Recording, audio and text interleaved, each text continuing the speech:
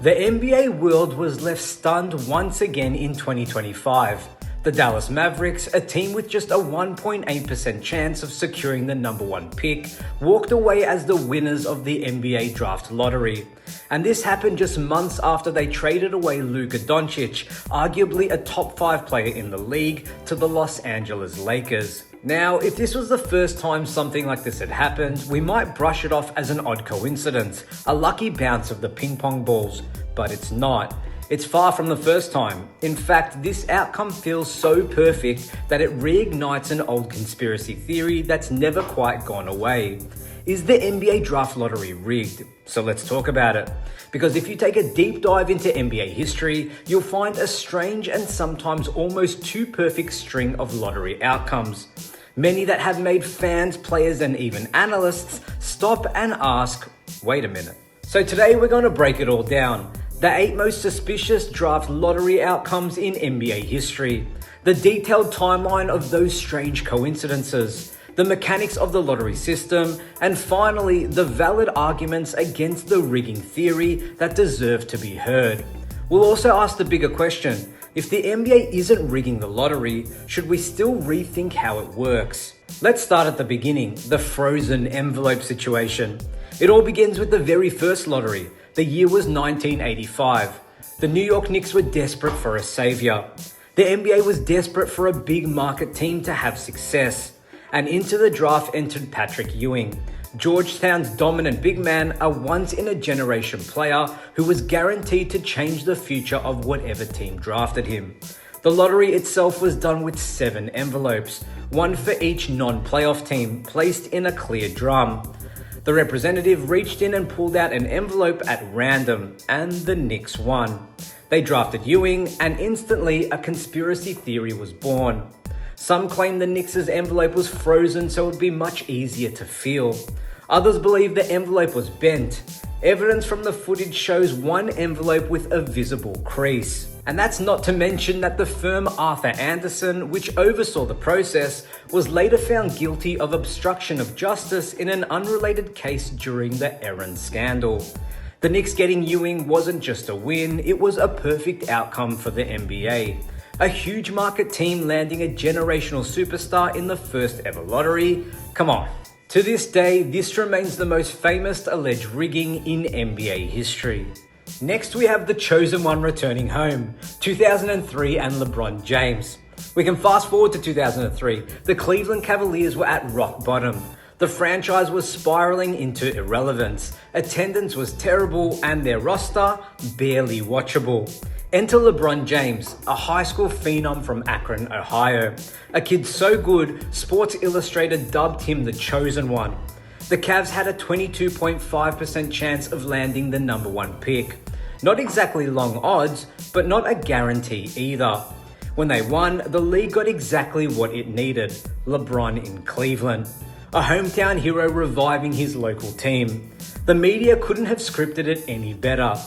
And therein lies the problem. It was too perfect, too storybook, too convenient. LeBron's presence would revitalize the Cavaliers, boost ratings, and set the NBA on a course for a new global superstar. The lottery did its job, or so some believe.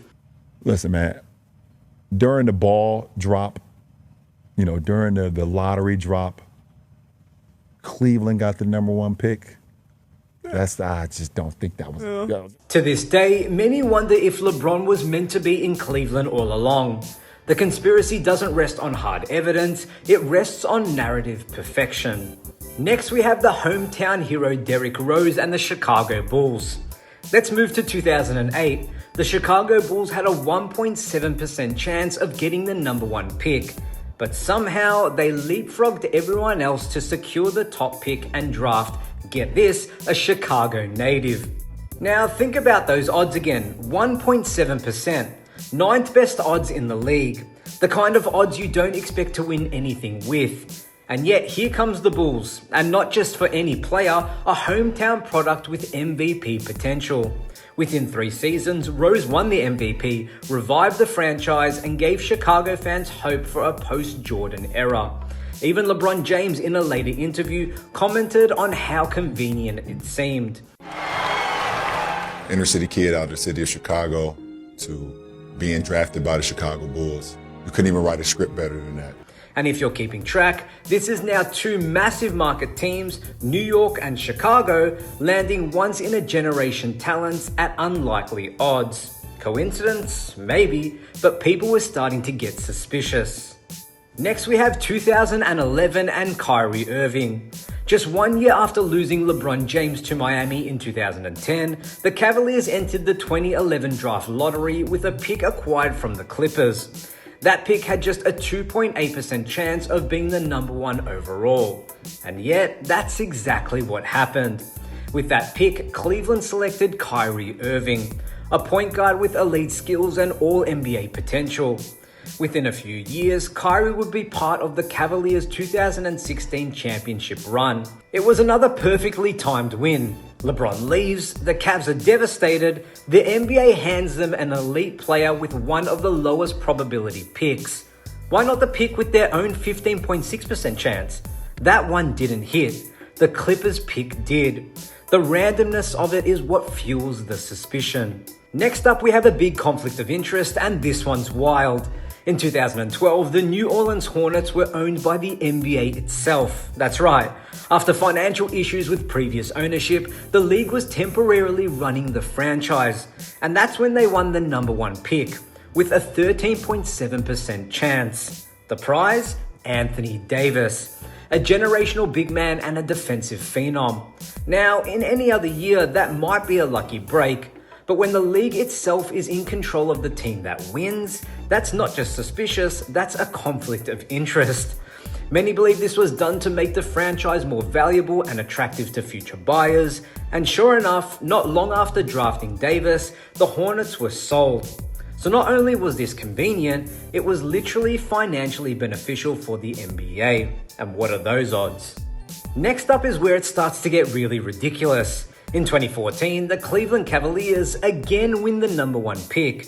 This was their third lottery win in 4 years, and this time they had just a 1.7% chance. Sound familiar? They drafted Andrew Wiggins and later traded him for Kevin Love to pair with LeBron, who announced his return shortly after. Convenient? This sequence, lottery win, LeBron return, trade for an all-star, is suspiciously smooth, almost like a script. The league was clearly invested in having a LeBron-led Cavaliers team back in the finals, and guess what? They got exactly that.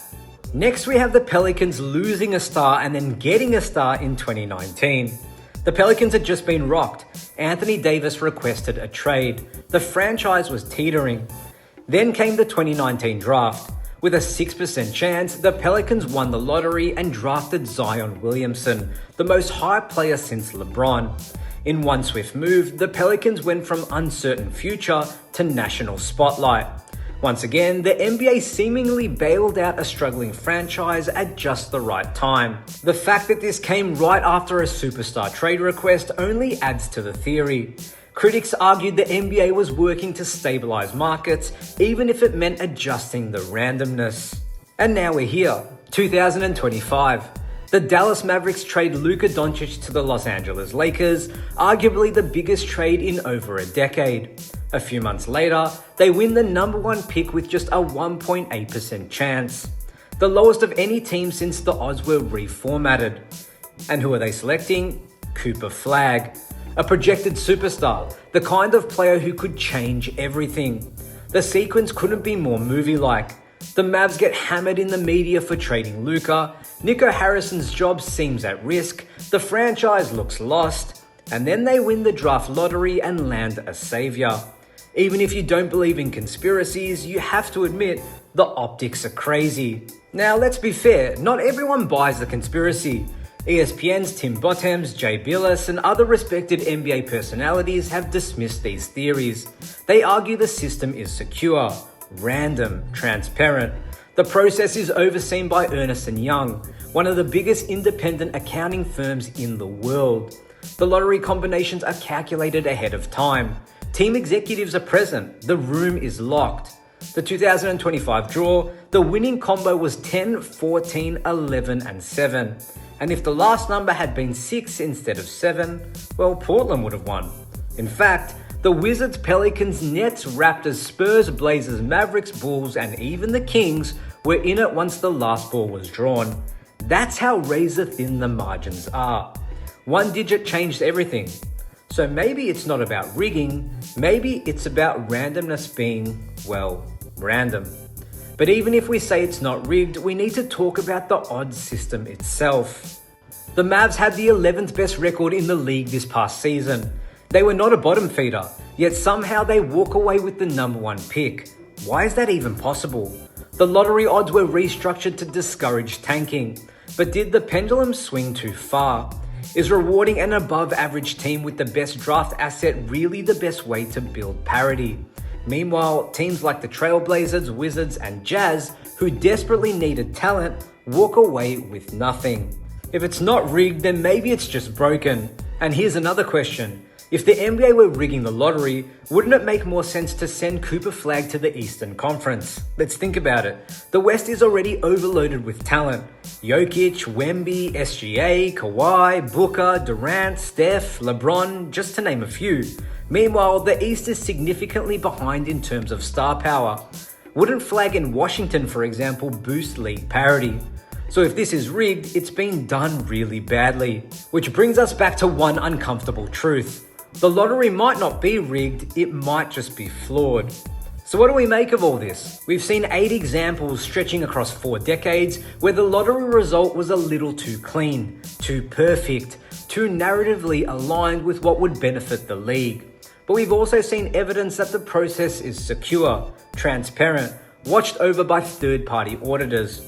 Maybe it's not rigged. Maybe it just feels rigged because randomness produces outliers. And when those outliers align with the league-wide interests, our brains can't help but fill in the blanks. Maybe people fail to realize that a 1.8% chance is not a 0% chance. Or maybe, just maybe, the league has been writing the script all along. Either way, one thing is clear. The NBA draft lottery, rigged or not, isn't just a mechanism for building teams. It's theater. And guess what? We're all watching. So let me know what you guys think in the comments. Do you believe the NBA rigged the 2025 draft, or is it just pure chaotic luck? And more importantly, should the NBA rethink the lottery odds to ensure the league's worst teams are actually being helped? And as always, don't forget to like, comment, and subscribe for more deep dives like this one. Thanks for watching. I'm Damian Peters. This is Basketball Network, and I'll see you in the next one.